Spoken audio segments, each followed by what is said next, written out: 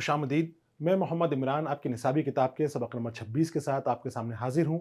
ये एक मसनवी है और नवाब मिर्ज़ा शौक़ की लिखी हुई मसनवी है। मसनवी ज़हर इश्क जो शौक़ की बहुत मशहूर और मारूफ मसनवी है, बहुत ज़्यादा पढ़ी जाने वाली मसनवियों में शुमार है, उस मसनवी का एक हिस्सा यहाँ पर हमारे सबक के तौर पर लिया गया है।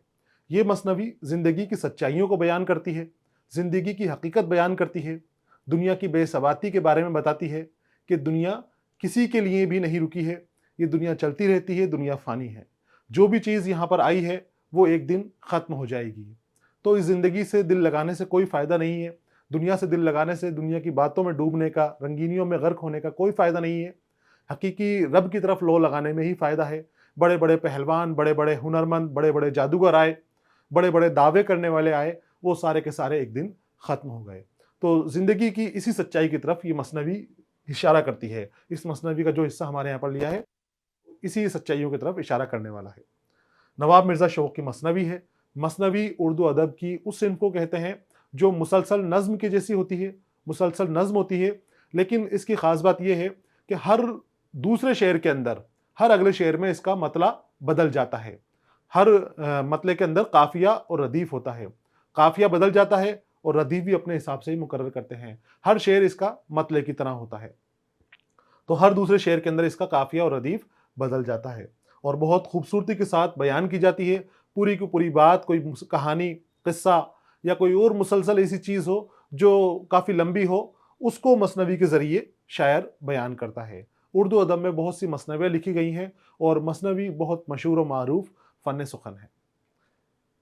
यहाँ पर हम पहले शायर के हवाले से मालूमात हासिल करेंगे, ज़िंदगानी के हवाले से और मुख्तसर मालूमात उनकी कलाम के हवाले से, तर्ज़ तहरीर और ख़ुसूसियात के हवाले जो लिखने की ख़ुसूसियात हैं इनकी, हम मालूमात हासिल करेंगे। उसके बाद हम मसनवी का मुताला करेंगे जो हिस्सा हमारे यहाँ पर दिया है, पढ़ेंगे और उसकी तशरीह करेंगे, समझेंगे कि उस मसनवी के अंदर क्या पैगाम दिया गया है। तो शुरू करते हैं हम। नवाब मिर्ज़ा शौक़ था, लेकिन असल नाम आपका तस्दीक़ हुसैन था। नवाब मिर्ज़ा का असल नाम तस्दीक़ हुसैन ख़ान और शौक़ आपका तख़ल्लुस था। तख़ल्लुस में आपको बताया है कई बार मैंने कि शायर शायरी के लिए अपने नाम के साथ एक मुख्तसर नाम रख लेता है और शायरी के अंदर उसको नाम को जगह जगह इस्तेमाल करता है, तो वो नाम उसका तख़ल्लुस कहलाता है। तो आपका नाम तो था तस्दीक़ हुसैन ख़ान, नवाब थे आप, तो नवाब मिर्ज़ा के नाम से जाने जाते थे और शौक़ आपका तख़ल्लुस था। मिर्ज़ा शौक़ के नाम से ही आप जाने गए। फिर 1780 ईस्वी को लखनऊ में पैदा हुए। उस वक्त लखनऊ में शेर व शायरी का बड़ा चर्चा था। इस वजह से मिर्ज़ा शौक़ को भी शेर कहने का ज़ौक़ पैदा हो गया। लखनऊ में आपकी विलादत हुई थी और लखनऊ अपनी शेर व शायरी के लिए, अपनी रंगीनियों के लिए, अपनी गज़लों के लिए जाना जा रहा था। बहुत मशहूर और मारूफ हो रहे थे। दूर दूर से शोरा आ रहे थे लखनऊ के अंदर, यहाँ तक कि दिल्ली के शायर तक लखनऊ की तरफ रुख कर रहे थे। तो ऐसे दौर में जब आप लखनऊ में पैदा हुए तो जाहिर सी बात है कि आपकी तबीयत में भी शेर व शायरी की तरफ से रग़बत पैदा हो गई, जुड़ाव पैदा हो गया और आप भी शेर व शायरी करने लगे। मिर्ज़ा शौक़ ख्वाजा हैदर अली आतिश के शागिर्द रहे। ख्वाजा हैदर अली आतिश उर्दू अदब के बड़े शायर हैं, आप उनके यहाँ पर आपने शागिर्दी इख्तियार की। मिर्ज़ा शौक़ की सबसे पहली मसनवी फ़रेब इश्क है। मसनवी बहार इश्क उसके बाद लिखी गई और आखिर उम्र में उन्होंने मसनवी ज़हर इश्क लिखी। ये 3 मसनवियाँ उनकी मशहूर हैं, फ़रेब इश्क, बहार इश्क और ज़हर इश्क। अब इन 3 मसनवियों में भी ज़हर इश्क सबसे ज़्यादा मकबूल हुई, सबसे ज़्यादा पढ़ी गई, सबसे ज़्यादा ज़हर इश्क को पसंद किया गया और इसी मसनवी में आपने ज़िंदगी की सच्चाइयाँ बयान की है। इसी मसनवी का एक हिस्सा हमारे यहाँ पर सबक के तौर पर लिया गया है। मसनवी मुसलसल नज़्म है, बड़ी नज़्म है, तवील है। पूरी नज़्म को हम हमारे यहाँ पर सबक के तौर पर नहीं ले सकते, तो इसलिए एक हिस्सा, ताकि आप फ़न से मुतारुफ़ हो सकें, जान सकें कि मसनवी किस तरह से लिखी जाती है और फिर ज़हर इश्क मसनवी क्यों इतनी मशहूर हुई, क्यों इतनी मकबूल हुई, इस बात से भी आप वाक़फ़ियत हासिल कर सकें। उनकी आखिरी मसनवी बहुत मशहूर हुई। उस मसनवी में दुनिया की बेसबाती और मौत की हकीकत पर बड़े पुरअसर अशार मिलते हैं। इस मसनवी की ज़ुबान सादा और सलीस है और मिर्ज़ा शौक़ का बयान बड़ा आफरीन है। आखिरी मसनवी है इनकी और आखिर वक्त में लिखी गई थी और जिस वक्त में लिखी गई थी उस वक्त 1857 का गदर नाकाम हो चुका था। गदर को अंग्रेज़ों ने कुचल दिया था। اب کچلنے کے بعد انگریزوں نے مسلمانوں کے اوپر بہت ظلم و ستم کیے، طرح طرح سے ان کو دبایا گیا، پریشان کیا گیا، ظلم و ستم کیے گئے، تو انتشار پیدا ہو گیا تھا زندگی میں، اور لکھنؤ کی زندگی میں بھی اس وقت تک انتشار کے حالات پیدا ہو گئے تھے۔ تو اس دور کی آپ کی مثنوی ہے یہ، تو اس مثنوی کے اندر زندگی کی سچائیاں ملتی ہیں۔ اب وہ رنگینیاں نہیں رہیں جو فریب عشق میں تھی، جو بہار عشق میں تھی، اب وہ رنگینیاں نہیں، اب کڑواہٹ آپ کی مثنوی کے اندر نظر آ گئی، زندگی کی سچائیاں نظر آ گئیں کہ زندگی فانی ہے، یہ دنیا دار فانی ہے، کبھی بھی دنیا ہمیشہ نہیں رہنے والی، یہ دنیا کسی کی نہیں ہونے والی، ہر شخص جو اس دنیا کے اندر آیا ہے ایک دن اس کو جانا ہے، چاہے وہ بادشاہ ہو، چاہے وہ غلام ہو، چاہے وہ بڑا طاقتور پہلوان ہو، چاہے وہ دنیا کا سب سے خوبصورت شخص ہو، موت سب کو آنی ہے، سب کو ایک دن مٹی میں جانا ہے اور مٹی اس کو کھا جانی ہے، کسی کو بخشا نہیں جائے گا، کسی کو چھوڑا نہیں جائے گا، کسی کے اوپر رحم نہیں کیا جائے گا، یہی دنیا کی سچائی ہے۔ اور یہی سچائی، اسی سچائی کو اس مثنوی میں بڑے دلچسپ انداز میں، بہت اچھے انداز میں بیان کیا گیا ہے۔ اس مثنوی میں شاعر نے ایسے سماجی قصے نظم کیے ہیں جن کا تعلق پرانی کہانیوں سے نہیں بلکہ ان واقعات سے ہے جو ہماری زندگی میں پیش آتے رہتے ہیں۔ میں نے بتایا آپ کو، زندگی کی سچائی بیان کی ہے اس مثنوی کے اندر۔ اس مثنوی میں ایک سوداگر کی لڑکی اور ایک لڑکے کے عشق کی کہانی بیان کی گئی ہے، مگر مثنوی کے اس حصے میں دنیا کی بے ثباتی کا ذکر ہے۔ کون سے حصے میں؟ جس کا ہم مطالعہ کرنے والے ہیں، جو ہمارے لیے سبق کے طور پر شامل کیا ہے۔ تو دنیا کی بے ثباتی ہے، بے پائیداری ہے، دنیا کی بے بھروسے مندی ہے کہ دنیا کسی کی نہیں ہے، کسی کے کام نہیں آنے والی، سب کا یہاں پر آنا ہے اور یہاں سے چلے جانا ہے۔ بے ثباتی کا ذکر ہے، شاید لکھنؤ کی سلطنت کے ختم ہونے کا اثر تھا جس سے متاثر ہو کر یہ اشعار قلم بند کیے گئے ہیں۔ 1871 کو عیسوی کو 91 سال کی عمر میں مرزا شوق کا انتقال ہو گیا۔ زہر عشق کے بعد ان کا 1871 میں ان کا انتقال ہو گیا۔ تو سن پیدائش وغیرہ آپ کو یاد رکھنا ہے، زندگی کے حالات آپ کو یاد رکھنے ہیں، اور جو مثنوی ہے زہر عشق، اس کی جو خصوصیات ابھی آپ کو بتائی، لکھنے کا وجہ بتائی، وہ بھی یہاں پر موجود ہیں، ان کو بھی آپ کو یاد رکھنا ہے۔ اب ایک بار ہم اس مثنوی کی بلند خوانی کریں گے اور پھر اس کے بعد اس کا متن سمجھتے ہوئے اس کی تشریح کرنے کی کوشش کریں گے۔ بلند خوانی میں آپ کو پڑھنے کا طریقہ پتہ چلے گا کس طرح سے مثنوی کو پڑھا جائے گا۔ اب میں نے آپ کو بتایا مثنوی اس مسلسل نظم کو کہتے ہیں، یعنی نظم سے کس طرح الگ الگ ہو رہی ہے۔ ایک تو مسلسل ہے، واقعہ طویل بیان کیا جا رہا ہے، دوسرا یہ کہ ہر شعر کے بعد قافیہ بدل رہا ہے، ہر شعر کے بعد قافیہ بدل جاتا ہے، ہر شعر، پہلا شعر اس کا مطلع ہے اور بعد کے شعر بھی اس کے مطلع ہیں۔ اشعار کی کوئی تعداد مقرر نہیں ہے، موضوع کی کوئی قید مقرر نہیں ہے، جس طرح کے موضوع کے اوپر چاہے شاعر شاعری کر سکتا ہے، جتنے چاہے اشعار ایک مثنوی کے اندر استعمال کر سکتا ہے، پوری چھوٹ، پوری اس کو آزادی ہے۔ لیکن خاص بات یہ ہے کہ بحر اور وزن جو شروعات کے اندر ہے وہی آخر تک ہونا چاہیے، اسی بحر میں، اسی وزن کے اوپر یہ مثنوی لکھی جائے گی۔ تو یہاں پر 1، 2 اور 3 اشعار دیے ہیں، اور تینوں اشعار میں دیکھیے آپ الگ الگ قافیہ ہے۔ پہلے شعر کے اندر الگ قافیہ، اس کے بعد الگ قافیہ، اور اس کے بعد الگ قافیہ اور ردیف، جیسا چاہے وہ شاعر استعمال کرے، بس وزن اور بحر کا خیال رکھنا ہے کہ وہی وزن اور وہی بحر اس کی رہے۔ شروع کرتے ہیں ہم۔ جائے عبرت سرائے فانی، مورد مرگ نوجوانی، جائے عبرت سرائے فانی، مورد مرگ نوجوانی، اونچے اونچے مکان تھے جن کے آج وہ تنگ گور میں پڑے، اونچے اونچے مکان تھے جن کے آج وہ تنگ گور میں پڑے، کل جہاں پر شگوفہ و گل تھے آج دیکھا تو خار بالکل تھے، کل جہاں پر شگوفہ و گل تھے آج دیکھا تو خار بالکل تھے، جس چمن میں تھا بلبلوں کا ہجوم آج اس جا ہے آشیانہ بوم، بات کل کی ہے نوجواں تھے جو صاحب نوبت و نشاں تھے جو، بات کل کی ہے نوجواں تھے جو صاحب نوبت و نشاں تھے جو، آج خود میں ہے، آج خود ہے نہ ہے مکان باقی، نام کو بھی نہیں نشاں باقی، غیرت حور و میں جبی نہ رہے، ہے مکان گر تو وہ مکی نہ رہے، جو کہ تھے بادشاہ ہفت اقلیم، جو کہ تھے بادشاہ ہفت اقلیم، ہوئے جا جا کے زیر خاک مقیم، کوئی لیتا نہیں اب اس کا نام، کون سی گور میں گیا بہرام، اب نہ رستم نہ سام باقی ہے، ایک فقط نام ہی نام باقی ہے، اب نہ رستم نہ سام باقی ہے، ایک فقط نام ہی نام باقی ہے، اور کل جو رکھتے تھے اپنے فرق پر تاج، آج ہیں فاتحہ کو وہ محتاج، کل جو رکھتے تھے وہ اپنے فرق پہ تاج، آج وہ ہیں آج ہیں فاتحہ کو وہ محتاج، تھے جو خود سر جہاں میں مشہور، خاک میں مل گیا سب ان کا غرور، عطر مٹی کا جو نہ ملتے تھے، نہ کبھی دھوپ میں نکلتے تھے، اتنے نازک بنتے تھے، عطر مٹی کا جو نہ ملتے تھے، نہ کبھی دھوپ میں نکلتے تھے، گردش چرخ سے ہلاک ہوئے، اس تخوہ تک بھی ان کے خاک ہوئے، تھے جو مشہور قیصر و فغفور،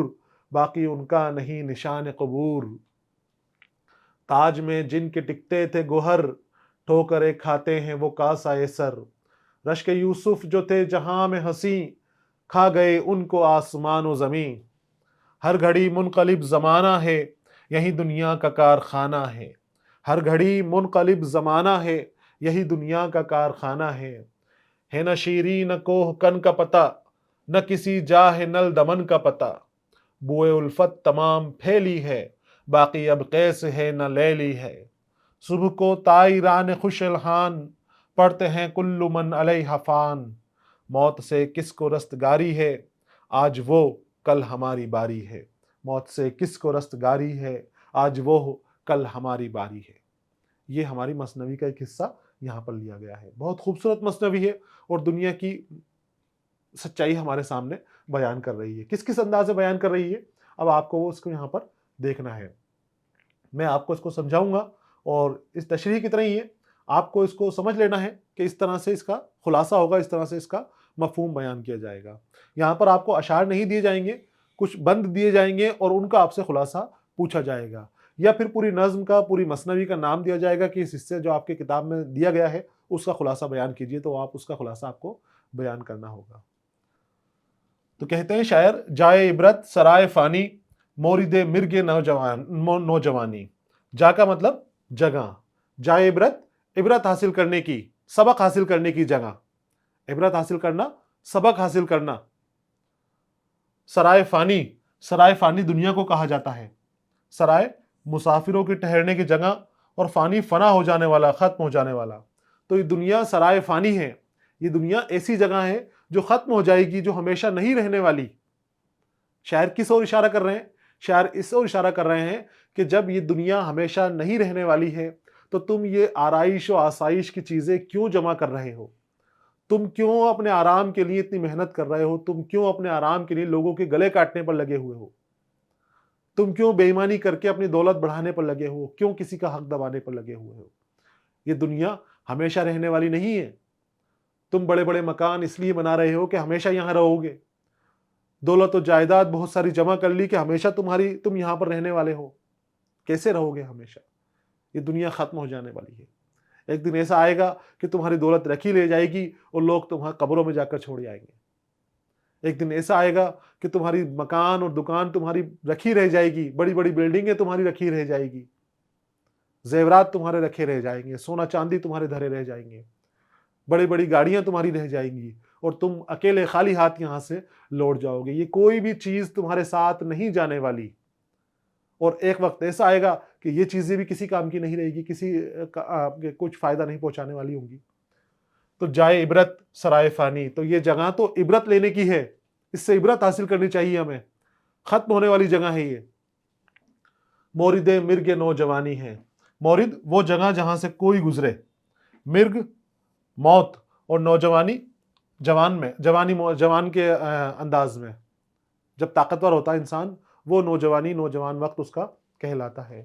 تو چاہے کچھ بھی ہو، ایک دن آپ کو اس دنیا کو چھوڑ کے جانا ہے، یہاں سے آپ کو مرنا ہے، یہ دنیا آپ کے رہنے کی جگہ نہیں، یہ دنیا آپ کے چھوڑ کے جانے کی جگہ ہے، کچھ وقت کے لیے آپ یہاں پر مہمان ہو اور اس کے بعد آپ یہاں سے چلے جاؤ گے، جیسے ہم کسی ہوٹل میں جاتے ہیں، کسی سرائے میں جاتے ہیں، کچھ وقت کے لیے ہم وہاں ٹھہریں گے، آئیں گے، وہاں ٹھہریں گے، اور اس کے بعد اپنا سامان لے کر واپس آگے کے لیے سفر پر نکل جائیں گے۔ تو ہم مسافر ہیں، سفر کے اوپر ہیں، اور موت کا کوئی بھروسہ نہیں کہ کس وقت آ رہی ہے، جوان ہو، بوڑھا ہو، بچہ ہو، کسی کو بھی کبھی بھی موت آ سکتی ہے، کوئی بھی موت کے آغوش میں سمایا جا سکتا ہے۔ تو یہ دنیا سرائے فانی ہے، عبرت لینے کی جگہ ہے، سبق لینا چاہیے، اور سبق یہ ہے کہ اس دنیا کی آرائش میں، آرام میں مت الجھو، دنیا کی دکھاوٹی چیزوں کے اندر مت الجھو. جو سچائی ہے، جو حقیقت ہے، جو رب کا فرمان ہے، اس کے اوپر لوٹو، اس کو سچے کاموں کی طرف، اچھے کاموں کی طرف لوٹو. تاکہ جو آپ کی اصل رہنے والی زندگی ہے، سچی زندگی ہے جو موت کے بعد ملنے والی ہے، وہ آپ کو ہمیشہ صحیح رکھے، صحیح سلامت رکھے. وہاں پر جا کے آپ کو کوئی پریشانی نہیں ہو، ذلت نہیں اٹھانی پڑے، آرام اٹھانا پڑے. اونچے اونچے مکان تھے جن کے آج وہ تنگ گور میں ہیں پڑے. پھر کہتے ہیں اونچے اونچے مکان تھے جن کے آج وہ تنگ گور میں ہیں پڑے. گور یعنی قبر. قبر کو گور کہا جاتا ہے. تو جن کے اونچے اونچے مکان ہیں، ابھی میں نے بتایا کیا ان کو مکان ان کو فائدہ دے گئے؟ نہیں، وہ اپنی اسی قبر کے اندر ہے. جو چھوٹی سی قبر ہے، مٹی کے بیچ میں ہے، کوئی پکی دیوار نہیں ہے، وہاں پر جا کر ان کا آخری ٹھکانہ بنا، وہاں پر جا کے ان کا اصلی مکان بنا، اصلی گھر بنا. تو اونچے اونچے مکان تھے جن کے آج وہ تنگ گور میں ہے پڑے، تنگ گور میں پڑے. کل جہاں پر شگوفہ و گل تھے، آج دیکھا تو خار بالکل تھے. شگوفہ و گل، پھول کھلے ہوئے تھے، بوٹے کھلے ہوئے تھے، کلیاں کھلی ہوئی تھی، خوبصورت رنگ برنگے پھول تھے. کل جس جگہ کے اوپر رونق تھی، جوانی تھی، چلچلاہٹ تھی، وقت آنے پر کیا ہوا کہ وہ سارا کا سارا نکل جائے گا، سارا ختم ہو جائے گا. اور آج دیکھا تو خار بالکل تھے، آج وہ جگہ کانٹوں میں بدل چکی ہے. یعنی پھول ختم ہو گئے ہیں، خوشیاں ختم ہو گئی ہیں، دکھ کا دور آ گیا ہے. کوئی بھی دور ایک جگہ نہیں رہتا. جس طرح سے زندگی فانی ہے، اسی طرح سے انسان کا وقت بھی فانی ہے. اچھا اور برا وقت بھی کچھ وقت کے لیے آتا ہے، اس کے بعد چلا جاتا ہے. اب یہاں پر وقت کی طرف اشارہ کر رہے ہیں کہ کل جہاں پر شگوفہ و گل تھے، یعنی خوشیاں تھی، کل پھول کھلے ہوئے تھے، وقت بدلا تو اس جگہ کے اوپر اب آج کانٹے نظر آ رہے ہیں. تو دنیا کسی کے لیے بھی برقرار رہنے والی نہیں ہے، کوئی بھی اس دنیا میں ہمیشہ رہنے والا نہیں ہے. پھول اور شگوفے ہیں تو ان کو بھی چھوڑ کر جانا ہے اس دنیا کو، اور اگر خار ہیں تو وہ بھی ہمیشہ نہیں رہنے والے. پھول خار بن جائیں گے اور خار آگے چل کر پھر دوبارہ پھولوں میں تبدیل ہو جائیں گے، وہاں آپ کو پھر پھول نظر آئیں گے. تو یہ دور زمانہ بدلتا رہتا ہے، چلتا رہتا ہے. جس چمن میں تھا بلبلوں کا ہجوم، آج اس جاں ہے آشیانہ بوم. اور جس چمن کے اوپر بلبلوں کا ہجوم تھا، یعنی جو چمن آباد تھا، وہاں پر جشن منایا جاتا تھا، خوشیاں منائی جاتی تھی. بلبلوں کا ہجوم وہاں ہوتا ہے جہاں خوشیاں ہوتی ہیں، چمن کے اندر، باغ کے اندر. اور الو، بوم، بوم کا مطلب ہے الو. الو وہاں ہوتا ہے، وہاں بولتا ہے جہاں ویرانہ ہوتا ہے، جہاں بربادی ہوتی ہے. الو کے بولنے کی نشانی بربادی کے طور پر دیکھی جاتی ہے کہ جہاں الو بیٹھے گا وہ گھر برباد ہو جائے گا، وہ چمن برباد ہو جائے گا. تو جہاں پر خوشیاں ہیں وہاں پر بلبلیں ہیں، اور جہاں پر بوم ہے، الو ہے، وہاں پر حادثے ہیں، وہاں پر سانحے ہیں، وہاں پر بربادیاں ہیں، بربادیوں کی نشانی ہے. تو جس جگہ کے اوپر بلبلیں کبھی بیٹھتی تھی، آج اس جگہ کے اوپر الوؤں کا آشیانہ بنا ہوا ہے، وہ جگہ اب ختم ہو چکی ہے. تو گلشن جو آج آباد ہے، آج جو آپ کو دنیا کے اندر اچھی چیزیں دکھ رہی ہیں، خوشیاں دکھ رہی ہیں، کل وہ نہیں رہنے والی ہیں، وہ فانی ہو جائیں گی، وہ ختم ہو جائیں گی. کیونکہ بار بار یہ چیز بتائی جا رہی ہے، کوئی بھی چیز دنیا میں ہمیشہ نہیں رہنے والی. ہر چیز فنا ہو جائے گی، ہر چیز ختم ہو جائے گی. چاہے وہ انسانی زندگی ہو، انسانی خوشیاں ہو، انسانی درد ہو، انسانی غم ہو، یا کچھ اور انسان سے جڑی ہوئی چیز ہو، دنیا سے جڑی ہوئی چیز ہو، وہ ختم ایک نہ ایک دن ہو جانی ہے. تو جس چمن میں تھا بلبلوں کا ہجوم، آج اس جاں ہے آشیانہ بوم. تو یہاں پر ایک چیز اور ہے، ایک صنعت پیدا ہو رہی ہے. بلبلیں اور بوم، بلبلیں خوشی کی نشانی مانی جاتی ہے، اور الو غم کی اور درد کی نشانی مانا جاتا ہے. تو جب دو چیزیں ایسی آئیں جو ایک دوسرے کے تضاد ہوں، متضاد ہوں، تو وہاں پر ایک صنعت پیدا ہوتی ہے شعر کے اندر، اور وہ صنعت تضاد کہلاتی ہے. تو یہاں پر ایسی صنعت پیدا ہو رہی ہے جو صنعت تضاد کہلائے گی. شعر میں شاعر جب کوئی ایسی صنعت استعمال کرے کہ جس میں شعر میں دو ایسے لفظ ہوں جو ایک دوسرے کے تضاد ہوں، متضاد ہوں، معنی کے اعتبار سے ایک دوسرے کے الٹے ہوں، تو وہ صنعت تضاد کہلائے گی. اس سے شعر کے حسن میں اضافہ ہو جاتا ہے، بڑھوتری ہو جاتی ہے، شعر اور بھی خوبصورت ہو جاتا ہے. تو اس طرح کی چیزیں استعمال کرتے ہیں. تو کئی چیزیں ہمارے یہاں پر یہ چیزیں جگہ جگہ استعمال ہو رہی ہے، صنعت تضاد بن رہی ہے.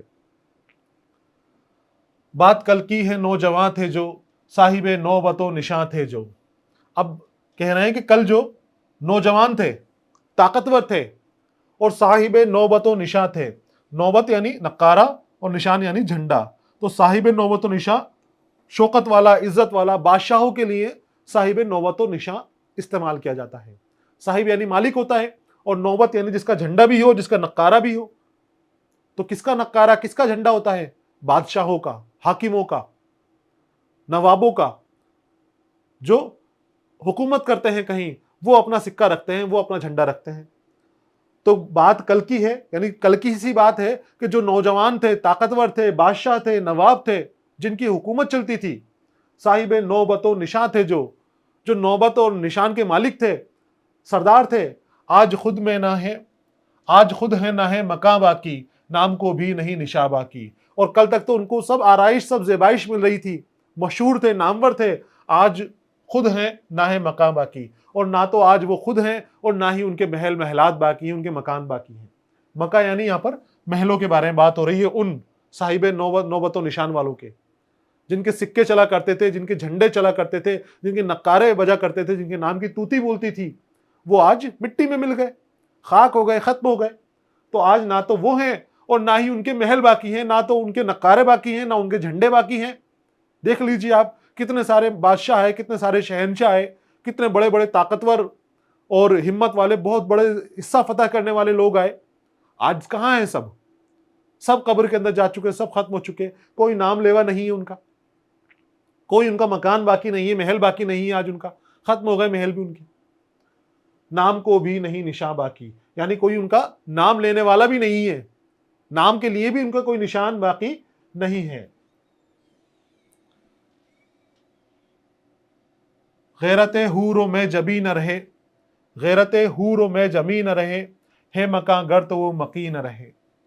غیرت حور و محجبی، حور جنت کی پری، اور محجبی چمکدار پیشانی والی عورتیں جو بہت خوبصورتی کے اندر آگے تھیں. خوبصورت لوگوں کی طرف یہاں پر اشارہ ہو رہا ہے کہ جو اپنے آپ کو بڑے خوبصورت کہہ رہے تھے، بڑا دلچسپ ان کا حسن کا انداز تھا، بڑی رنگینیاں ان کے مزاج میں تھیں، وہ بھی ختم ہو گئے، وہ بھی ہمیشہ نہیں رہے. تو جو حور و محجبی کے جیسے خوبصورت تھے، وہ بھی ختم ہو گئے، وہ بھی مٹی مل گئے. ہے مکاں گر تو وہ مکی نہ رہے. اور کہیں اگر کسی کا کوئی محل باقی ہے، محلات باقی ہے، پرانے محل ہم دیکھنے کو آتے ہیں زیادہ تر کہ ختم ہو گئے پرانے محل، اب کچھ کے محل باقی ہیں بنائے ہوئے، تو وہ مکی یعنی اس میں رہنے والے نہیں رہے، وہ ختم ہو گئے. ان کے جو وارث ہیں وہ ان کے ختم ہو گئے، رہنے والے ان کے ساتھی تھے جو وہ نہیں بچے کوئی. تو نہ وہ مکہ بچے، نہ وہ مکی بچے. یہاں پر کہا تھا آپ کے کہ اب ان کے مکان باقی نہیں ہے، ان کے محل ختم ہو گئے، سب کچھ ختم ہو گئے. اور یہاں کہا ہے کہ اگر کسی کا محل بچ بھی گیا تو اس میں رہنے والے لوگ نہیں رہے، مکی مکان میں رہنے والے لوگ. تو یہ دنیا فانی ہے، سب کو فنا ہونی ہے، سب کو فنا لگنی ہے. جو کہ تھے بادشاہ ہفت اقلیم، ہوئے جا جا کے زیر خاک مقیم. ہفت اقلیم 7 سلطنتیں، کل کائنات، پوری دنیا کا بادشاہ، بہت بڑا بادشاہ. ہفت اقلیم، پہلے دنیا کو 7 حصوں کے اندر تقسیم کیا گیا تھا. 7 ملک مانے جاتے تھے کہ یہ 7 ملک کسی نے فتح کر لیے اگر تو وہ دنیا کا بادشاہ ہے، جس میں یونان، روم وغیرہ، ہند، چین یہ شامل تھے. تو یہ 7 ملک تھے اور 7 ملک کو کسی نے فتح کر لیا تو وہ ہفت اقلیم کہلاتا تھا، ہفت اقلیم کہلاتا تھا. تو ایسے بادشاہ گزرے ہیں جنہوں نے ان 7 ملک کو فتح کیا ہے، جو کہ تھے بادشاہ ہفت اقلیم. پوری دنیا کے اوپر راج کرنے والے بادشاہ تھے، پوری دنیا کے اوپر، دنیا پر قبضہ کرنے والے بادشاہ موجود تھے. ہوئے جا جا کے زیر خاک مقیم. تو آخر میں ان کا کیا ہوا؟ خود ہی جا جا کے زیر یعنی نیچے، خاک مقیم مقام کرنا، خاک کے نیچے سب نے جا جا کر مقام بنایا ہے اپنا. آخر کہاں پر؟ قبر ان کا آخری مقام ہے.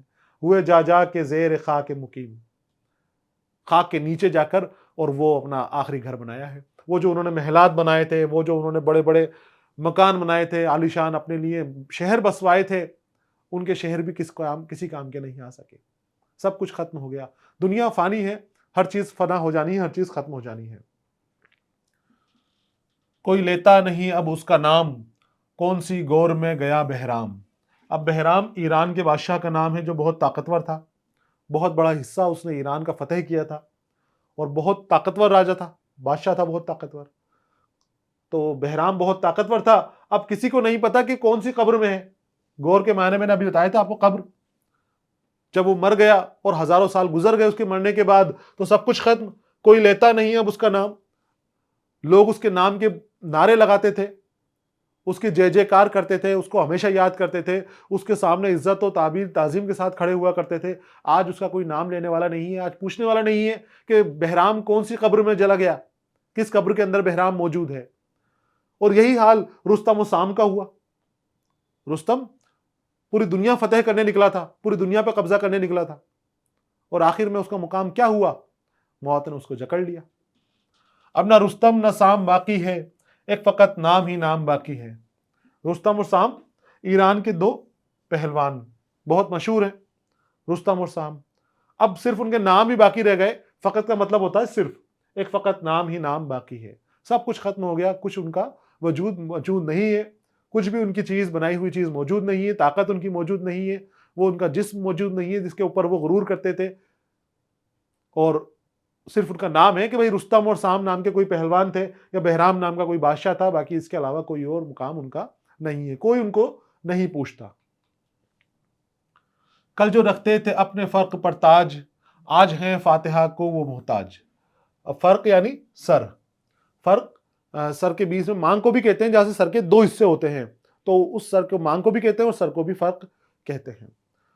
تو کل جو اپنے فرق پہ اپنے سر پہ تاج رکھتے تھے، یعنی وہی بادشاہ، شہنشاہ، سلطان بڑے بڑے، آج ہیں فاتحہ کو وہ محتاج. آج ان کی قبروں پر جا کر دیکھ لو کتنے لوگ ان کے اوپر فاتحہ پڑھتے ہوں گے. ہزاروں لوگ ان کے زندہ رہتے ہوئے ان کے دربار میں اپنا سر جھکاتے تھے، ان کو سجدے کیا کرتے تھے، ان کے اشاروں کے اوپر جو وہ کہیں وہ کام کرنے کے لیے تیار رہتے تھے. آج فاتحہ خوانی ان کی قبروں کے اوپر نہیں ہوتی ہے. بیزار ہے، پتہ نہیں قبروں میں ان کا کیا حال ہوگا، کس طرح سے وہ قبر کے اندر موجود ہوں گے. تو آج ہیں فاتحہ کو وہ محتاج. تھے جو خود سر جہاں میں مشہور، خاک میں مل گیا سب ان کا غرور. اب خود سر یعنی سرکش، مغرور، ظالم، ظلم کرنے والا، خود کو ہی سب سے بڑا ماننے والا، خود کے آگے کسی کی کوئی وقت کوئی عزت نہیں کرنے والا، وہ خود سر ہے. جو اپنے غرور میں، اپنے گھمنڈ میں، اپنے تکبر میں ڈوبا رہتا ہے، اسے خود سر کہا جاتا ہے. تو جو خود سر تھے، جہاں کے اندر مشہور تھے، یعنی بادشاہ ہونے کے بعد وہ اپنی رعایا کے اوپر رحم نہیں کرتے تھے بلکہ ظلم کرتے تھے، کہاں گئے؟ خاک میں مل گیا سب ان کا غرور. اور ان کا سارا غرور، سارا گھمنڈ، سارا تکبر سب خاک میں، مٹی میں مل گیا. کیا ہوا بڑے بڑے بادشاہوں کا؟ تو اس لیے جو ابھی ملا ہے آپ کو، اس کے اوپر کسی بھی طرح کا تکبر نہیں کرنا چاہیے، مغرور نہیں ہونا چاہیے. مغرور ہو جاؤ گے تو آپ کا غرور کسی کام نہیں آنے والا. قبر میں آپ کو جانا ہے اور جانے کے بعد آپ کے اوپر لعنت لوگ بھیجیں گے، تھوکیں گے آپ کے اوپر لوگ. اور اگر اپنے ناموری حاصل کیے، اچھے کام کیے، تو آپ کے اچھے کام یاد کیے جائیں گے، آپ کا نام اچھے سے لیا جائے گا. تو جو گھمنڈ کے اندر ڈوبے ہوئے ہیں، اپنے آپ کو آج سب سے طاقتور سمجھ رہے ہیں، کل ان کا بھی یہی حال ہونا ہے. جو وقت حاکم بنے ہوئے ہیں، سب سے بڑے بڑے اپنے آپ کو مانتے چلے جاتے ہیں، کوئی ان کے آگے طاقتور نظر نہیں آتا، ہر شخص کمزور نظر آتا ہے. ان کا سب کا یہی ہونا ہے، خاک میں مل گیا سب ان کا غرور. اور ان کا غرور بھی خاک میں مل جانا ہے. عطر مٹی کا جو نہ ملتے تھے، نہ کبھی دھوپ میں نکلتے تھے. اب عطر مٹی کا، تو مٹی کا عطر وہ ہے جو مٹی کی خوشبو آئے. ایسے عطر بنائے گئے ہیں اور ہوتے ہیں ایسے عطر جس میں مٹی کی جیسی خوشبو آئے. نیچر کی خوشبو والے عطر بنائے گئے ہیں، درختوں کی خوشبو والے عطر بنائے گئے ہیں. تو یہ عطر کیا کرتے ہیں؟ ہمیں قدرت کے قریب لے کر آتے ہیں، نیچر کے قریب لے کر آتے ہیں. ہمیں مٹی کا عطر لگاتے ہیں تو جسم سے ہمارے مٹی کی خوشبو آتی ہے. اب ایسے لوگ بھی ہیں کہ جن کو مٹی سے اتنی نفرت تھی کہ وہ مٹی کا عطر تک نہیں لگاتے تھے، اور آخر میں کہاں گئے؟ قبر میں، مٹی کی قبر میں، مٹی کے بیچ میں جا کر مٹی بن گئے. لکھنؤ کی خاص ایجاد ہے، نواب نصیر الدین حیدر نے عطر گل یعنی مٹی کا عطر ایجاد کروایا تھا. یہ نواب نصیر الدین شاہ ہیں اور لکھنؤ کے نواب تھے. یہ انہوں نے مٹی کا عطر اپنے وقت میں، اپنے دور میں ایجاد کروایا تھا. ابھی بھی دکانوں کے اوپر مٹی کا عطر مل جاتا ہے، آپ اس کو خرید سکتے ہیں. مٹی کی جیسی سوندھی خوشبو اس عطر میں آتی ہے. تو لوگ بھاگتے تھے اس عطر سے، مٹی کے عطر سے، اور آخر میں ان کو مٹی میں ہی مل جانا پڑا. نہ کبھی دھوپ میں نکلتے تھے. دھوپ میں نہیں نکلتے تھے کہ دھوپ سے ہمارے جسم کو نقصان پہنچے گا.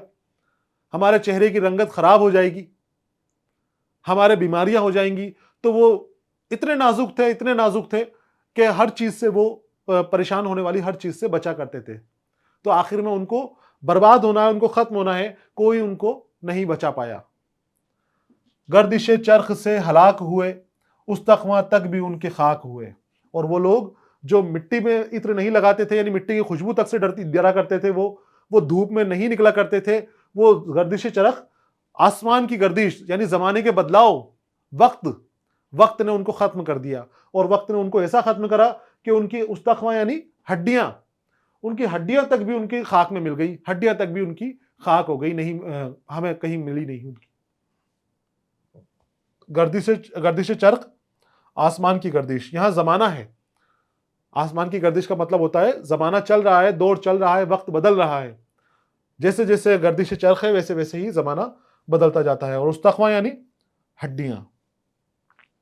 تو گردش چرخ سے ہلاک ہوئے، زمانے کے دور سے، بدلاؤ سے دھیرے دھیرے جن کا وقت آیا، جیسے آج ظالم ہے اور جب وقت آئے گا تو وہ ہلاک ہو جائیں گے. ہلاک یعنی ختم ہونا. تو گردش چرخ سے ہلاک ہوئے، استخواں تک بھی ان کے خاک ہوئے. ہڈیوں تک کا پتہ نہیں چلے گا کہ ہڈیاں کہاں گئیں. جب وقت بدلے گا، وقت ایسا آئے گا کہ وہ جو اپنے آپ کو بچائے ہوئے ہیں، اپنے آپ کو حسین سمجھ رہے ہیں، کمسن سمجھ رہے ہیں، طاقتور سمجھ رہے ہیں، ایک وقت ایسا آئے گا کہ وہ کمزور ہو کر اس طرح سے ختم ہوں گے کہ ان کی ہڈیاں تک بھی گل جائیں گی، ہڈیوں تک کا بھی پتہ نہیں چلے گا. تھے جو مشہور قیصر و فغفور، باقی ان کا نہیں نشان قبور. تھے جو مشہور قیصر اور فغفور. قیصر روم کا بادشاہ، فغفور چین کا بادشاہ. یہ رومن اور چین کے بادشاہوں کے لقب تھے، بادشاہوں کے نام نہیں تھے، بادشاہوں کے لقب تھے. روم کے بادشاہ کو قیصر یا سیزر کہہ کر پکارا جاتا تھا، اور چین کے بادشاہ کو فغفور کہا جاتا تھا. یہ قیصر اور فغفور اپنے وقت کے اندر بہت طاقتور ہوتے تھے. ایسے ہی مصر کے بادشاہوں کو فرعون کہا جاتا تھا. تو یہ اپنے اپنے وقت کے بادشاہ تھے اور جو بہت طاقتور تھے. جس کو چاہے اس کے اوپر انہوں نے ظلم کر دیا، جس کو چاہے اس کو دبا دیا، جس کو چاہے اس کو مار دیا، جیسا چاہے ویسا فیصلہ تھوپ دیا. تو یہ بہت طاقتور بادشاہ تھے. کوئی ان کے سامنے کھڑے ہونے کی ہمت نہیں رکھتا تھا، کوئی ان کو آنکھ دکھانے کی ہمت نہیں رکھتا تھا. سارے لوگ ان کے ساتھ تھے، ان کی ساری طاقتیں ان کے ساتھ تھی، اور باقی ان کا نہیں نام نشان قبور. قبور قبر کی جمع، ایک سے زیادہ قبر. تو نہ تو قیصر کی قبر کا پتہ ہے، نہ فغفور کی قبر کا پتہ ہے. قبر تک کا پتہ نہیں چلا ان کا. اس طرح سے ختم ہو گئے، اس طرح سے برباد ہو گئے. فرعون اپنے آپ کو کتنا بڑا سمجھتا تھا، کتنا بڑا بادشاہ سمجھتا تھا، کتنا طاقتور اپنے آپ کو سمجھتا تھا کہ خدا کو چیلنج کرنے لگ گیا تھا. اور آخر میں کیا حشر ہوا اس کا، وہ سب جانتے ہیں. تو یہ بادشاہ، یہ شہنشاہ جو اپنے آپ کو بہت مشہور مانتے ہیں، اپنے آپ کو بہت طاقتور مانتے ہیں، وقت کے آگے کسی کی نہیں چلتی، ان سب کو ختم ہونا ہے. اور اس طرح سے ختم ہونا ہے کہ ان کی ہڈیاں تک کا پتہ نہیں چلتا، ان کی قبروں کے نشان تک نہیں ملتے. باقی ان کا نہیں نشان قبور، ان کی قبروں کے نشان تک نہیں ملے. تاج میں جن کے ٹکتے تھے گوہر، ٹھوکریں کھاتے ہیں وہ کاسائے سر. اور تاج جو سر پہ پہننے کا ان کا تاج ہوتا تھا، اس تاج کے اوپر جواہرات ٹکتے تھے، نگینے ان کے اوپر طرح طرح کے لگائے جاتے تھے، خوبصورت آرائش ان کی جاتی تھی. گوہر یعنی نگینے، جواہرات، طرح طرح کے خوبصورت نگینوں سے ان کے تاج، سر کے تاج سجائے جاتے تھے. اور جب مر گئے تو ٹھوکریں کھاتے ہیں وہ کاسائے سر. کیا حشر ہوا ان کا، ٹھوکروں کے اندر ان کا سر آ گیا. مرنے کے بعد جب مٹی مل گئے تو سر ان کا نکل کر، سر کے جو ہڈیاں ہیں وہ نکل کر لوگوں کے پیروں میں آنے لگ گئی. کاسا بولتے ہیں پیالے کو، کاسا یعنی پیالہ. جو کپال ہوتا ہے، اوپر کی ہڈی ہوتی ہے، یہ ہماری پیالے کی طرح ہوتی ہے. تو مرنے کے بعد جب سارا مواد وغیرہ سب نکل کر گل جاتا ہے اور صرف یہ ہڈی بچتی ہے ہماری، تو یہ ہڈی پیالے کی طرح ہو جاتی ہے. تو اس لیے اس ہڈی کو، جو اوپر والی ہڈی ہے سر کی، اس کو کاسائے سر کہا جاتا ہے، سر کا پیالہ. جس کے اوپر کچھ لوگ تنتر وغیرہ بھی کرتے ہیں، جادو ٹونا بھی جن ہڈیوں کے اوپر کرتے ہیں، وہ کپال والی ہڈی، وہ کاسائے سر کہلاتی ہے، جو بڑی مشکل سے گلتی ہے. پورا جسم گل گیا لیکن وہ ہڈی ابھی تک نہیں گلی، وہ ہڈی ابھی تک موجود ہے. اور وہ کبھی قبر سے اوپر آ گئی اور لوگوں کا دھیان نہیں تو وہ پیروں کے اندر آئے گی، ٹھوکریں پڑیں گی اس کے ادھر ادھر. اب کس ٹھوکر مارنے والے کو کیا پتا کہ یہ کسی بادشاہ کا سر ہے جو لوگوں کے سر قلم کروا دیا کرتا تھا. جس کے تاج کے اوپر مہنگے مہنگے نگینے ہوا کرتے تھے، قیمتی جواہرات اس کے تاج میں جڑے ہوئے ہوتے تھے، اور آج اس کا سر پیروں میں آ رہا ہے، اس کا جو پیالہ ہے سر کا، کاسا ہے سر، وہ پیروں میں آ رہا ہے۔ رشک یوسف جو تھے جہاں میں ہنسی، کھا گئے ان کو آسمان و زمین۔ رشک یوسف، جس کے اوپر یوسف علیہ السلام رشک کرے۔ یوسف علیہ السلام کو سب سے خوبصورت قرار دیا گیا تھا دنیا میں، کہ یوسف علیہ السلام کا ثانی کوئی نہیں آیا، ان کے جیسا خوبصورت کوئی شخص دوسرا نہیں آیا۔ لیکن کئی لوگ اپنے آپ کو یوسف علیہ السلام سے بھی زیادہ خوبصورت مانتے تھے، ان سے بھی زیادہ حسین و جمیل اپنے آپ کو مانتے تھے، تو ان کے لیے کہا گیا ہے رشک یوسف، رشک یعنی رشک کرنا، مرنا ان کے اوپر۔ تو جن کی خوبصورتی کے اوپر یوسف بھی رشک کرے، یوسف بھی جس کا ہونا چاہے، یعنی یوسف سے زیادہ حسین جو شخص بتائے گئے ہیں، جہاں میں حسین خوبصورت تھے، کھا گئے ان کو آسمان و زمین۔ اب آسمان و زمین کھا گئے مطلب زمانے کے بدلاؤ نے ان کو بھی ختم کر دیا۔ آسمان اور زمین کی گردش چلتی رہتی ہے، گھماؤ چلتا رہتا ہے، جس سے وقت بدلتا رہتا ہے، اور اس بدلتے ہوئے وقت سے ہر چیز کے اندر بدلاؤ آتا رہتا ہے، چینجنگ آتی رہتی ہے۔ تو اس دور کے اندر ان کو بھی ختمہ لگ گیا، وہ بھی آخر میں ختم ہو گئے، مٹی میں مل گئے، جو اپنے آپ کو بہت حسین سمجھتے تھے۔ جب شعر کے اندر کسی ایسی ہستی کی طرف اشارہ ہو جو تاریخی واقعہ ہو یا کسی تاریخی ہستی کی طرف واقعہ ہو، تو وہاں پر بھی ایک صنعت بنتی ہے، اور وہ صنعت تلمیح کہلاتی ہے۔ اس کے لیے ہمیں اصل قصے کو سمجھنا پڑتا ہے۔ جیسے یہاں پر قیصر اور فغفور کا نام آیا، فرعون کے بارے میں میں نے ابھی بات کی، رستم اور سام کے بارے میں بات آئی، آگے لیلا اور مجنو کے بارے میں بات آنی ہے۔ تو ایسا واقعہ اگر شعر میں آتا ہے، ایسا لفظ شعر میں آتا ہے کہ اس واقعے کو سمجھے بغیر ہم شعر کو سمجھ نہیں پائیں۔ یوسف، رشک یوسف جو تھے جہاں میں ہنسی، تو جب تک ہم یوسف کے بارے میں نہیں جانیں گے تب تک ہمیں اس شعر کی خوبصورتی سمجھ میں نہیں آئے گی۔ تو پہلے ہمیں یوسف کے بارے میں جاننا پڑے گا کہ یوسف علیہ السلام اللہ کے نبی تھے، اور بہت خوبصورت مانے جاتے تھے، حسین و جمیل مانے جاتے تھے، ان کے جیسا کوئی دنیا میں موجود نہیں تھا، اتنے خوبصورت یوسف مانے جاتے تھے۔ تو اب یوسف کا نام آیا ہے تو یوسف کے بارے میں جاننا پڑا، تب ہمیں سمجھ میں آیا کہ ایسے لوگ بھی تھے جو اپنے آپ کو یوسف سے زیادہ حسین و جمیل سمجھتے تھے، ان کو بھی ختم ہونا پڑا، وہ بھی برباد ہو گئے۔ تو جب ایسی بات شعر میں پیدا ہوتی ہے تو وہ تلمیح بن جاتی ہے، صنعت تلمیح وہاں پر پیدا ہوتی ہے، اور میں نے ابھی آپ کو بتایا صنعتیں شعر کی خوبصورتی کے لیے استعمال کی جاتی ہے۔ تو کھا گئے ان کو آسمان و زمین، ہر گھڑی منقلب زمانہ ہے، یہی دنیا کا کارخانہ ہے۔ منقلب یعنی بدلتا ہوا، بدلنے والا زمانہ، ہر گھڑی بدل رہا ہے۔ جو وقت آج ہے وہ چیز کل نہیں رہے گی، کل جو جیسا موسم ہے، جیسا ماحول ہے، وہ اگلے دن نہیں رہے گی۔ آج سے 10 سال پہلے آپ دیکھیے کہ آپ کیا تھے، 5 سال پہلے آپ دیکھیے کہ آپ کیا تھے، 6 مہینے پہلے آپ اپنے آپ کو جائزہ لیجئے کہ آپ کیا تھے، اور آج آپ کے اندر کتنی تبدیلیاں آ گئی ہیں، کتنے طرح سے آپ بدل گئے ہیں۔ ہر گھڑی دنیا کے اندر بدلاؤ آ رہا ہے، زمانہ بدل رہا ہے، زمین و آسمان گردش کر رہے ہیں، یعنی زمانہ بدل رہا ہے، زمانہ چل رہا ہے۔ ہر گھڑی منقلب زمانہ ہے، ہر گھڑی وقت کے اوپر زمانہ بدل رہا ہے، وقت بدل رہا ہے، دنیا بدل رہی ہے، یہی دنیا کا کارخانہ ہے، اور یہی دنیا کا کارخانہ ہے۔ یعنی یہاں پر وقت کے ساتھ چیزیں میں بدلاؤ آتا رہتا ہے، تبدیلی آتی رہتی ہیں۔ آپ کو آج جو چیز جس شکل میں مل رہی ہے کل وہ نہیں ملے گی۔ آج آپ کو ایک پودا مل رہا ہے تو آنے والے 10 سال بعد وہ پودا آپ کو درخت کی شکل میں ملے گا، اتنا بدلاؤ اس کے اندر آ جائے گا۔ آج چھوٹا بچہ ہے، کل وہ جوان ہو جائے گا، پھر بڑھاپا آ جائے گا اس کو، اس کے بعد اس کا انتقال ہو جائے گا، مر جائے گا وہ۔ تو یہ دنیا کا کارخانہ ہے، یہ چیزیں چلتی رہتی ہیں، یہ گھومتی رہیں گی اور اپنے آپ کے اندر بدلاؤ لاتی رہیں گی چیزیں۔ تو اس کو دنیا کا کارخانہ کہا ہے، اور یہ دنیا کا کارخانہ ہمیشہ چلتا رہتا ہے۔ ہے نہ شیریں نہ کوہ کن کا پتہ، نہ کسی جاہ نل دمن کا پتہ۔ اب یہاں پر پھر ایسے قصے بیان کیے گئے، ایسی چیزیں بیان کی گئی ہیں کہ جن کے جانے بغیر ہم شعر کو سمجھ ہی نہیں پائیں گے۔ ہے نہ شیریں نہ کوہ کن کا پتہ، نہ کسی جاہ نل دمن کا پتہ۔ اب یہاں پر محبت کرنے والے شیریں اور کوہکن یعنی فرہاد کے بارے میں بات آ رہی ہے۔ شیریں اور فرہاد، پہاڑ کاٹنے والا مراد فرہاد۔ تو یہاں پر شیریں اور فرہاد کی کہانی کی طرف اشارہ کیا جا رہا ہے، جو دو محبت کرنے والے تھے، اور فرہاد کو کوہکن کہا جاتا ہے، پہاڑ کاٹنے والا، کیونکہ فرہاد پہاڑ کاٹ کر وہاں سے ایک ندی، نہر نکال کر اور شیریں کے گھر تک لے کر گیا تھا۔ شیریں سے اتنی محبت تھی کہ اس کے گھر تک اس نے ایک نہر رواں کر دی تھی، تو اس لیے فرہاد کا لقب کوہکن بھی ہے، پہاڑ کاٹنے والا فرہاد تو کوہکن کہا جاتا ہے۔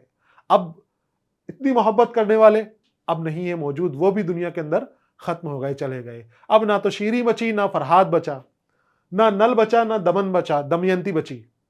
نل اور دمن یہ سنسکرت کی کہانی ہے، سنسکرت کہانی ہے، ایک اہم کردار ہے، دونوں محبت کرنے والے ہیں، ایک دوسرے کے اوپر جان قربان کرنے والے ہیں۔ نل ایک راجا تھا اور اس کو دمینتی سے محبت ہو گئی تھی۔ ان دونوں کی کہانی بہت بڑی کہانی ہے، بہت اچھی کہانی ہے، جو بہت خوبصورتی کے ساتھ بیان کی گئی ہے۔ جس طرح سے شیری فرہاد کی ہے، لیلا مجنوں کی ہے، اسی طرح سے نل اور دمینتی کی کہانی بھی خوب پڑھی جاتی ہے، خوب پسند کی جاتی ہے۔ تو اب نہ تو نل اور دمینتی بچی ہیں اور نہ شیری فرہاد بچا ہے۔ بوئے الفت تمام پھیلی ہے، بوئے الفت تمام پھیلی ہے، باقی اب قیس ہے نہ لیلی ہے۔ بوئے الفت، الفت کی خوشبو، بو کا مطلب ہوتا ہے خوشبو، تو اب نہ تو لیلا ہے نہ قیس ہے، قیس یعنی مجنوں، نہ تو قیس باقی ہے، نہ لیلا ہے، نہ شیری ہے، نہ فرہاد ہے، نہ نل ہے، نہ دمن ہے، محبت کرنے والے کوئی نہیں ہے، لیکن ان کی محبت کی خوشبو آج تک پھیلی ہوئی ہے۔ تو جو پیغام اصل میں دیا جا رہا ہے وہ یہاں پر ان اشعار میں پیغام دیا جا رہا ہے کہ دنیا فانی ہے، اس دنیا کو آپ کو آنا ہے اور اس دنیا سے آپ کو جانا ہے، بیچ کا وقت ہے، آپ کو خود کو سوچنا ہے کہ آپ کو کیا کرنا ہے، آپ کو نفرت پھیلانی ہے کہ آپ کو محبت پھیلانی ہے، آپ کو ظلم کرنا ہے، ظالم بننا ہے، یا لوگوں کے حمایت کرنا ہے، حمایتی بننا ہے، مظلوموں کے ساتھ کھڑے رہنا ہے، محبت پھیلانی ہے۔ وہ یہاں پر پیغام دیا جا رہا ہے ہمیں کہ سب کچھ ختم ہو گیا، لیکن یہ محبت جو ان کی اڑائی ہوئی ہے، جو ان کی بچائی ہوئے ہے، بوئے الفت تمام پھیلی ہے، ان کی محبت کی خوشبو پورے عالم میں، پوری دنیا میں پھیلی ہوئی ہے۔ آج بھی ان کو یاد کیا جا رہا ہے، شیری کو، کوہکن کو، فرہاد کو یاد کیا جا رہا ہے، لیلا مجنوں کو یاد کیا جا رہا ہے، نل دمین کو یاد کیا جا رہا ہے۔ تو یہ پیغام ہمیں اس مثنوی کے ذریعے دینا چاہ رہے ہیں کہ دنیا فانی ہے، ہمارے اوپر ہے کہ ہم ہماری زندگی کس طرح سے گزاریں، کس طرح سے ہم اپنی زندگی کو آگے لے جاتے ہیں، یا پھر ہم کس طرح اپنی زندگی کو برباد کر لیتے ہیں، وہ ہمارے خود کے اوپر ہے۔ صبح کو طائران خوش الحان، پڑھتے ہیں کل من علیہ فان۔ اب یہاں پر ایک چیز اور ہے اس کے اندر، بوئے الفت تمام پھیلی ہے، باقی اب قیس ہے نہ لیلی ہے۔ یہاں پر لیلا کو لیلی کہا گیا ہے، وہ لیلی اس لیے کہا گیا ہے کیونکہ شاعر کو قافیہ پھیلی کے ساتھ ملانا تھا۔ جب قافیہ اور وزن کی بات آتی ہے تو شاعر کو شاعری کے اندر لفظ کی ہیر پھیر کرنے کی چھوٹ مل جاتی ہے۔ میں آپ کو پہلے ہی بتا چکا ہوں، جیسے ایک کو ایک لکھ دیا تھا، کئی بار تک دیکھ کو دکھ لکھ دیا تھا، دکھ لکھ دیا تھا، تو وہ شاعر کو سہولیت ہوتی ہے، شاعر کو آسانی ہوتی ہے، اور اس سے شعر کا وزن بنا رہتا ہے۔ پھیلی ہے، بوئے الفت تمام پھیلی ہے، باقی اب قیس ہے نہ لیلا ہے، تو یہ قافیہ بندی نہیں ہوتی، قافیہ نہیں بنتا، تو اس لیے اس کو لیلی کیا گیا تاکہ پھیلی سے قافیہ بن جائے، اور اس کے بعد ردیف ہے تو موجود ہے ہی۔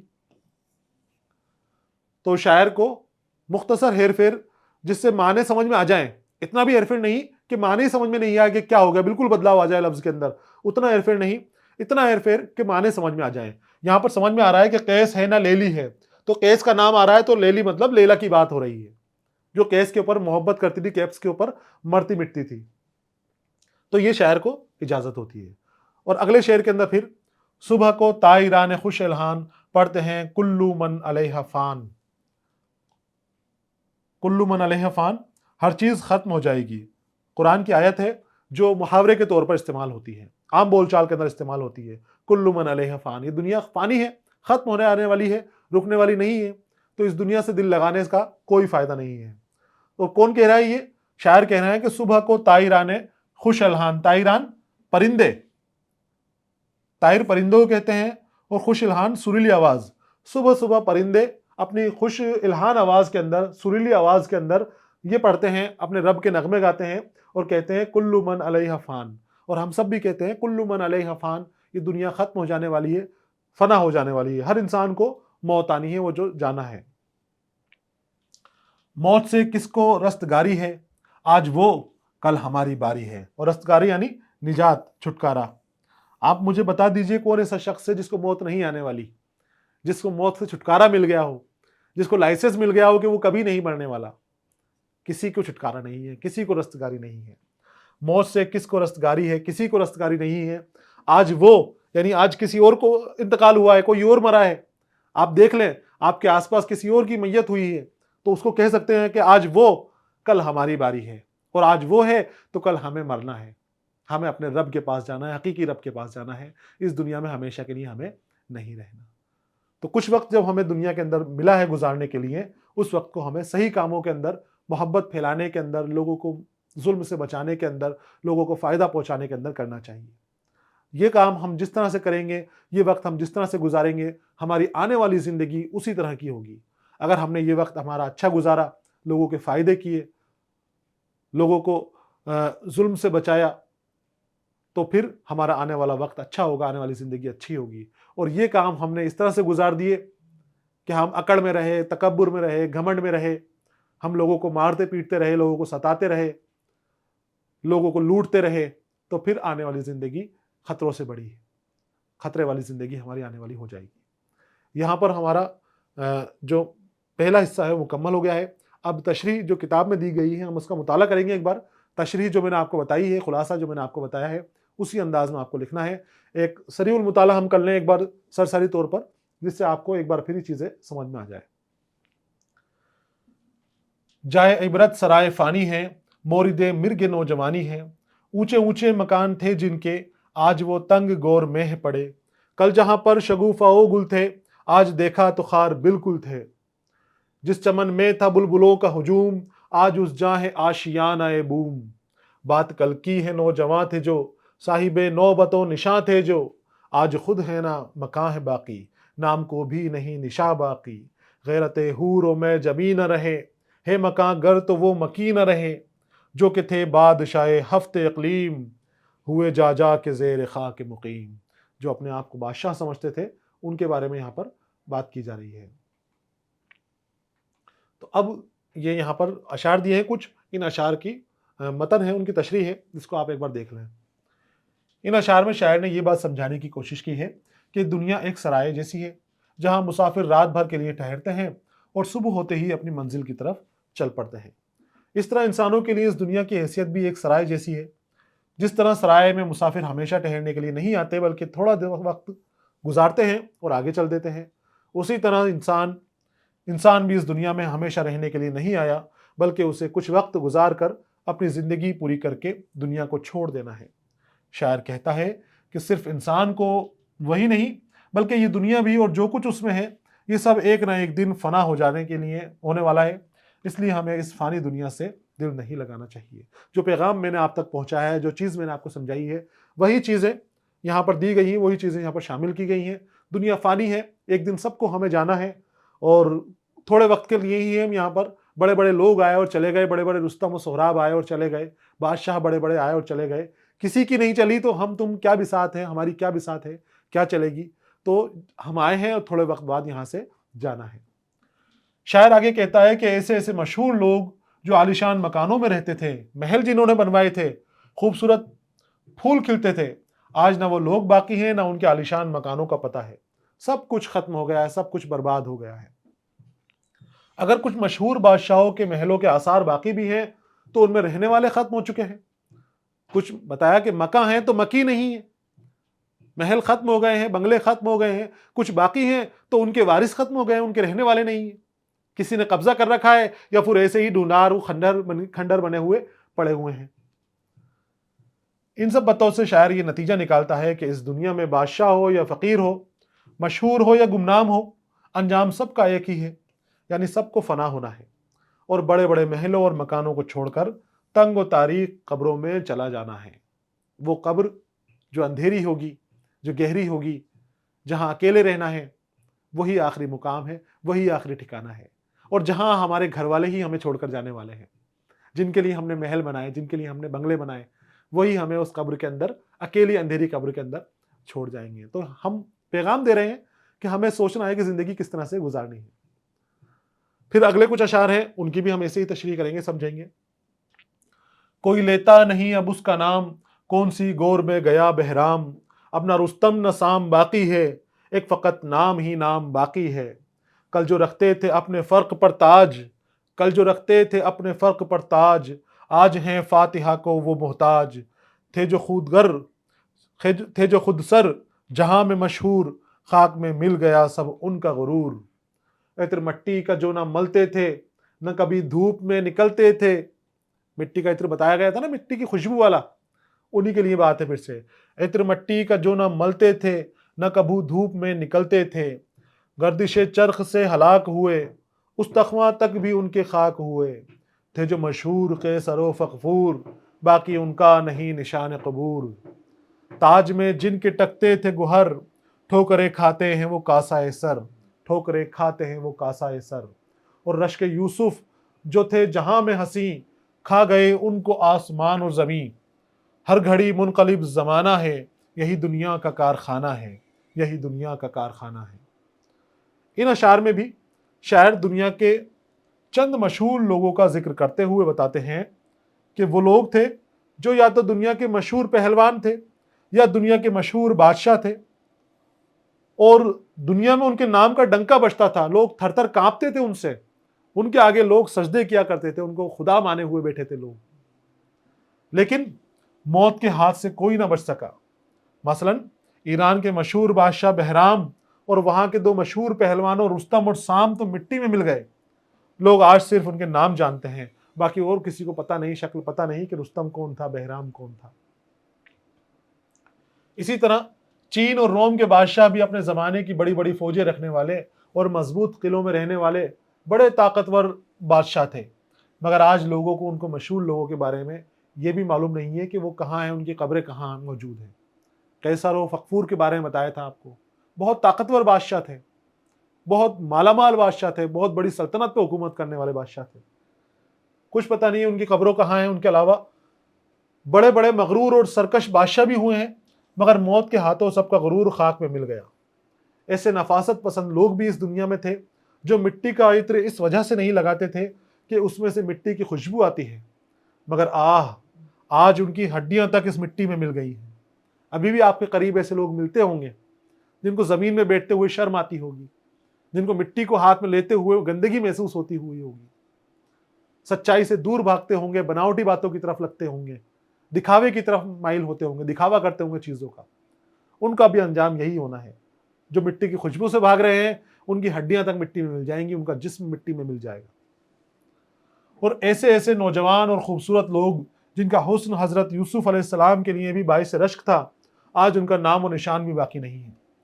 शायर उन लोगों की मिसालें देकर हमें एक बार फिर इबरत दिला रहा है और डरा रहा है कि इस दुनिया का तो यही तरीका है कि जो कल जिंदा थे वो आज नहीं है, और जो आज जिंदा हैं वो कल ख़त्म हो जाएंगे। तो फिर इस दुनिया से दिल लगाने का क्या फ़ायदा? क्यों दुनिया के पीछे भागना? क्यों दुनियावी चीज़ों को लूटने के लिए लोगों को परेशान करना? सब चीज़ें बेकार हैं। सच्चाई और हक के रास्ते पर, ईमानदारी के रास्ते पर चलना है, वही आपको फ़ायदा देने वाला है न शीरी न कोहकन का पता, न किसी जाह नल दमन का पता। बुए उल्फत तमाम फैली है, बाकी अब कैस है न लेली है। सुबह को ताइरान खुश अलहान पढ़ते हैं, कुल्लू मन अलैहा फान। मौत से किसको रस्तगारी है, आज वो कल हमारी बारी है। यहाँ भी शायर फिर दुनिया की बेसबाती की तरफ इशारा कर रहे हैं। इन अशार में भी कई तलमीहात का इस्तेमाल किया गया है। इस शेर में शेर ने उन लोगों का जिक्र किया है जिनके इश्क को कहानियाँ आज भी लोगों के दिलों में जिंदा हैं। मसलन शीरी फरहाद, नल और दमयंती, लैला मजनू, मोहब्बत की दास्तानें लोगों को याद है। नफरत लोग भूल गए हैं, बादशाहों को, हाकिमों को लोग भूल गए। शायर कहता है कि ये सब मौत के जालिम हाथों से न बच सके, मगर उनकी मोहब्बत की खुशबू ज़माने भर में फैली हुई है। बुए उल्फत तमाम फैली है। बुए यानी खुशबू होती है, तो बुए उल्फत, उल्फत की, मोहब्बत की खुशबू चारों तरफ फैली हुई है। यानी उनकी मोहब्बत की दास्तानें आज भी कही और सुनी जाती हैं। आखिर में शायर कहता है कि इस दुनिया की हर चीज़ आनी जानी है और मौत से कोई किसी तरह नहीं बच सकता है। यहाँ तक कि सुबह के वक्त परिंदे तक भी अपनी सुरीली आवाज़ में यही नगमा सुनाते हैं कि एक दिन सबको मौत का जायका चखना है, सबको फना होना है, जो इस दुनिया में आया है उसे जाना है।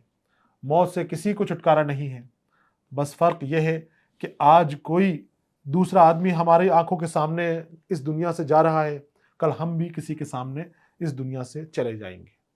सबका वक्त आना है, सबको इस दुनिया से जाना है, दुनिया फ़ानी है, कोई भी यहाँ पर हमेशा नहीं रुकने वाला। इस बंद की तशरीह के साथ ही हमारी ये मसनवी मुकम्मल हो जाती है। मिर्ज़ा शौक़ की मसनवी है, ज़हर इश्क का यह हिस्सा है, बड़ा खूबसूरत हिस्सा है। इस हिस्से में दुनिया की बेसबाती की तरफ इशारा किया है, दुनिया का फ़ानी के होने के बारे में बताया है और समझाया है कि बड़े बड़े लोग, बड़े बड़े बादशाह यहाँ से चले गए, कोई हमेशा नहीं रहने वाला। सिर्फ आपका काम याद किया जाएगा, आपका नाम याद किया जाएगा अगर आपने अच्छा किया है, और अगर आपने लोगों को बर्बाद किया है, लोगों के ऊपर जुल्म किया है, लोगों को कुचलने की कोशिश की है, तो फिर आपका मुकाम वही है, कब्र में जाना है, मिट्टी में मिल जाना है और सारा सिला आपको देना है, सब बदला आपको बता देना है वहाँ पर जाके क्या क्या आपने किया था। तो जब छोटी सी जिंदगी है और वापस जाना है तो इंसान मोहब्बत फैलाते हुए जाए, अच्छे काम करते हुए जाए, लोगों को फ़ायदा पहुँचाते हुए जाए, ताकि लोग आपको सही तरीके से अच्छी नज़रों से याद रखें। यहाँ पर ये सबक मुकम्मल हो गया है। अगले सबक के साथ में फिर आपके सामने हाजिर रहूँगा। इजाज़त दीजिए। अलविदा।